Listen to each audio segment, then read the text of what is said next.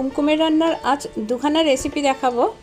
ঘরে সবজি না থাকলে যেটা দিয়ে চট করে বেশ খানিকটা ভাত খাওয়া হয়ে যায়।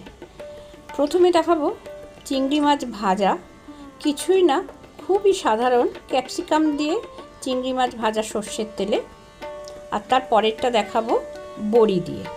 তোমরা দেখো, প্রথমে সর্ষের তেল গরম করে নিয়ে একটা শুকনো লঙ্কা আর কালো জিরে ফোড়ন দিয়ে রেখেছি। আমি বেশ খানিকটা কুচো চিংড়ি ভালো করে ধুয়ে লবণ আর হলুদ মাখিয়ে রেখেছিলাম মিনিট 10-15। সেটা এবার তেলের মধ্যে দিয়ে দিলাম। মিনিট খানেক ভেজে নেবার পরে কাশ্মীরি লঙ্কার গুঁড়ো দিলাম। এতে রঙটা বেশ সুন্দর হয় আর এই তেলটা দিয়ে ভাত মেখে খেলেও বেশ সুন্দর একটা গন্ধ পাওয়া যায়। কোনো পেঁয়াজ রসুন দিচ্ছি না। এবারে দেব ক্যাপসিকাম ছোট ছোট করে কাটা, এটাও চিংড়ি মাছের সাথে একটু ভাজা ভাজা হয়ে যাবে। আর দিলাম কুচনো কাঁচা লঙ্কা।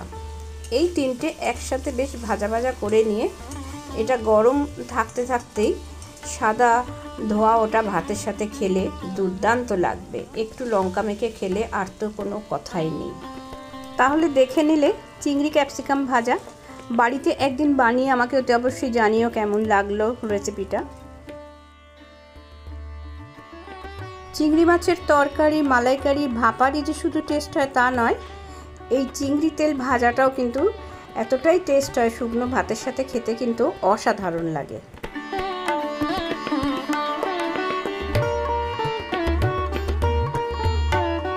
চলো এবার তাহলে আমরা বড়ির রান্নাটা দেখতে থাকি।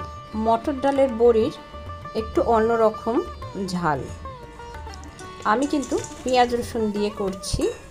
বড়ির যে সবসময় নিরামিষ তরকারি করতে হবে তা নয়, এভাবেও তৈরি করা যায়। তোমরা দেখো, মটর ডালের ছোট্ট ছোট্ট বড়ি, সেটাকে আমি ভেজে নিচ্ছি প্রথমে সর্ষের তেলে।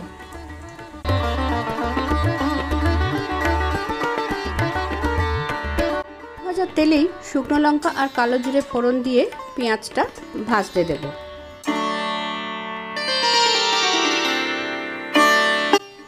পেঁয়াজটা একটু ভাজা হলে পরে সিদ্ধ করে রেখেছিলাম আলু ছোট ছোট করে কেটে পেঁয়াজের ওপরে দিয়ে দেব আর একটু লবণও দিয়ে দেব।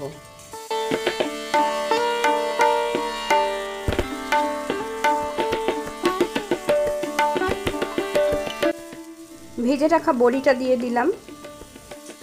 বড়ি ভাজা আর আলু কিছুক্ষণ নাড়াচাড়া করার পরে দিয়ে দেব সর্ষে পোস্ত কাঁচা লঙ্কা বেটে রাখা 2 চামচ।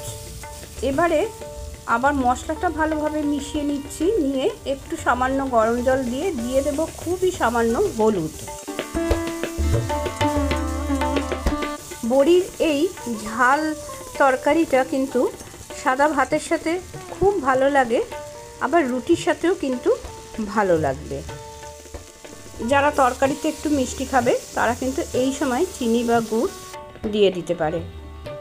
পুজোর সময় পঞ্চমী দিনের জন্য বানিয়ে ফেলুন সকালে ভাতের সাথে এই দুখানা রেসিপি। তাহলে সবাইকে আন্তরিক শুভেচ্ছা জানিয়ে আজকের মতো ভিডিওটা শেষ করলাম। সবাই ভালো থেকো, সুস্থ থেকো, আনন্দে থেকো। পুজোর আগে শপিং করতে যেও কিন্তু ভিড় এড়িয়ে। ধন্যবাদ।